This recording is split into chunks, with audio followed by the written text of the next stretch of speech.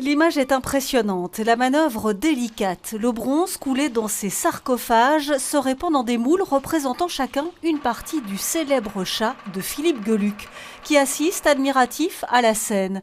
Depuis l'exposition de sculptures monumentales du chat à Paris, il travaille avec cette fonderie d'Alost. Moi, je trouve que c'est un devoir de travailler avec des gens autour de chez soi et de participer un petit peu à maintenir des entreprises et de l'emploi autour de chez nous. C'est aussi une fierté.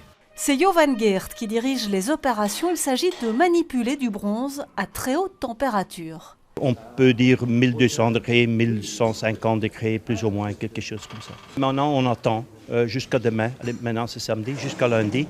Et après, on ouvre, on casse les formes.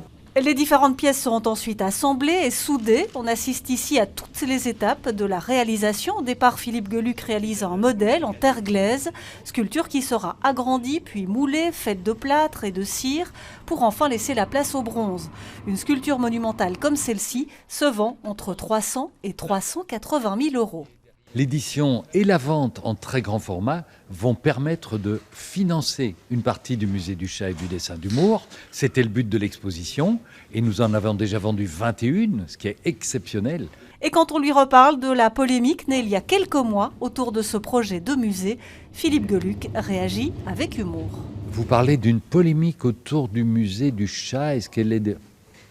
Non. Il n'y a plus rien derrière nous. En fait, c'était une polémique qui a un petit peu fait mal au ventre parce que ça fait toujours mal, ce genre de choses.